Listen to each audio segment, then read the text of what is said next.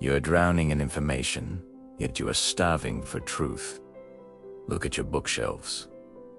Look at your podcasts. Look at the thousands of saved videos and the degrees hanging on your wall. You have spent your entire life becoming a collector of facts, a collector of opinions, a collector of other people's revelations. You've been told since you were a child that knowledge is power. But let me ask you a question that might sting. If you know so much, why is your heart still restless? If you have all the answers, why do you still feel like you're wandering in the dark? The truth is, you are suffering from a very specific, very modern disease. I call it intellectual poverty. It is the state of having a head full of ideas, but a soul that is utterly bankrupt. It's the illusion that because you can describe the ocean, you have actually tasted the salt. We have become a culture of scholars who have never stepped into the arena. We are experts on the map, but we are terrified of the journey. Today, on The Spoken Soul, we aren't going to learn anything new. In fact, we are going to do something much harder. We are going to start the process of unlearning. We're going to talk about why your intellect has become the very wall that is keeping you from your wisdom.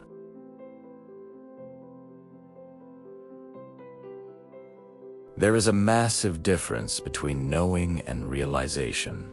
Knowledge is a commodity. You can buy it, you can trade it, you can store it on a hard drive. It's a horizontal movement. It's adding more and more stuff to your mental warehouse. But wisdom is vertical.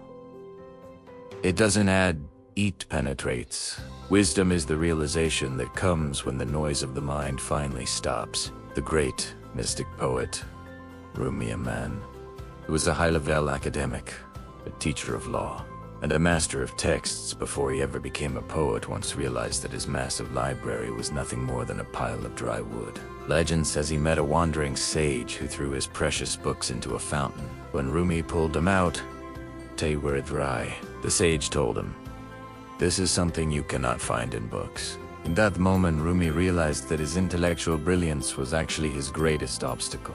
He was so full of answers that he no longer had room for the secret. In America, we are obsessed with the how-to. We want 5 steps to happiness, 10 steps to success, 3 steps to enlightenment. We treat the soul like a software program that needs an update. But the soul doesn't need an update. The soul needs an unloading. You think you are wise because you can quote the greats. You think you are evolved because you understand the terminology of psychology or spirituality. But understanding the word fire will never keep you warm in the winter. You have to touch the flame. And the intellect is terrified of the flame, because the flame burns away the ego that thinks it knows everything. Why is your knowledge blocking you? Because every concept you hold on to becomes a filter. When you look at a tree, you don't actually see the tree. You see the word tree.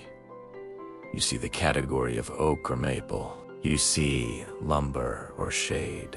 Your intellect labels the miracle, files it away, and moves on. The label is the cage. Once you label a thing, you stop looking at it. You stop experiencing its living, breathing mystery because you think you've captured it in a definition. This is intellectual poverty. It is the poverty of living in a world of labels instead of a world of presence. The Sufi tradition, that ancient path of the heart, teaches us that the mind is a wonderful servant, but a terrible master. The mind is like a pair of glasses. It helps you see the road, but if you never take the glasses off, you'll never feel the wind on your face. You'll never feel the sun on your eyes. Rumi used to say that we are like people sitting on a chest of gold, begging for bread. The gold is your own internal wisdom, your direct connection to the source. The bread is the external knowledge you keep chasing. You're looking for truth in the footnotes of someone else's life, while your own life remains unexamined. You've spent years building a personality out of facts. You use your intellect to defend yourself, to prove you're right, to feel superior. But wisdom has no interest in being right. Wisdom is only interested in being true. And to be true, You have to be willing to admit that everything you think you know is just a drop in an infinite ocean. So, how do we move from intellectual poverty to soulful wealth? It requires a process of alchemy. In the old stories, the alchemists try to turn lead into gold. In our journey, we are turning information into inspiration.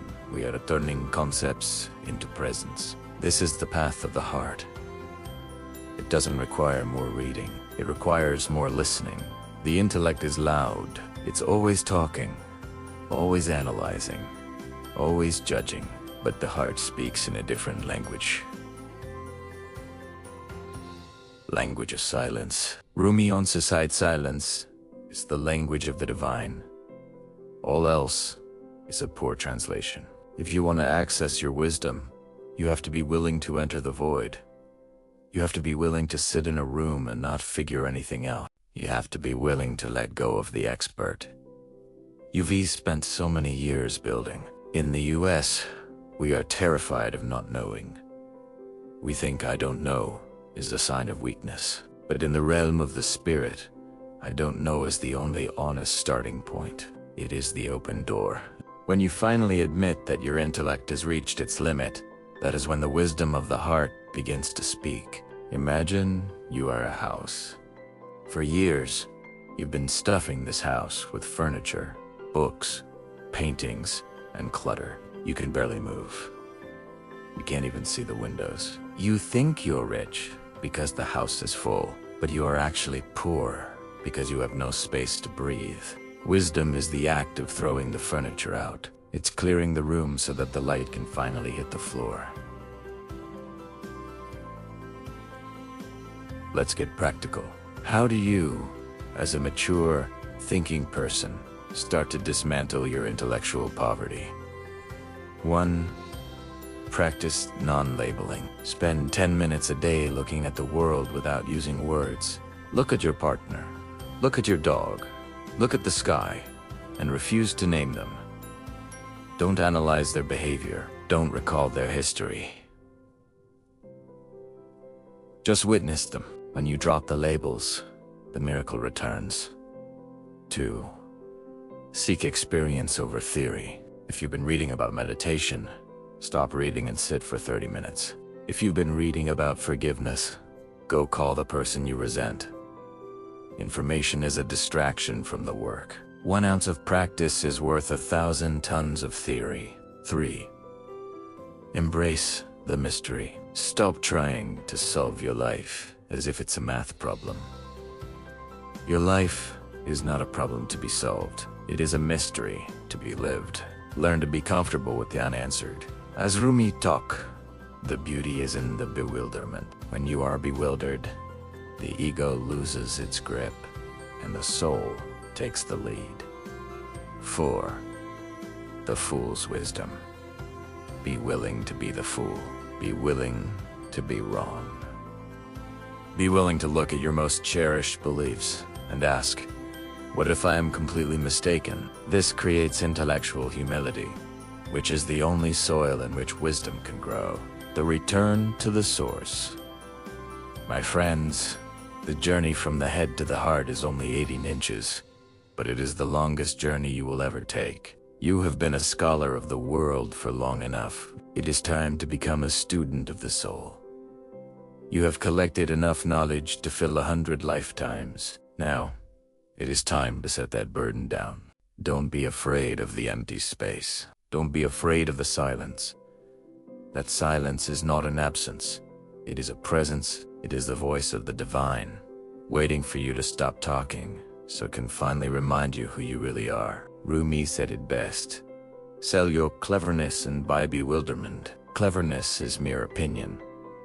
Bewilderment brings intuitive knowledge. You aren't here to become someone. You are here to remember that you are everything, and you cannot remember that as long as your head is full of someone else's ideas. Go out today and be a little less clever. Be a little more bewildered. Stop trying to understand the truth and start being the truth. If this message resonated with your soul, hit the like button. Subscribe to The Spoken Soul. We aren't here to give you more information. We are here to help you find the wisdom that was always there, buried under the noise. Tell me in the comments, what is one thing you are ready to unlearn today? Let's start the clearing together. Stay sovereign, stay soulful, and most importantly, stay empty enough for the truth to fill you.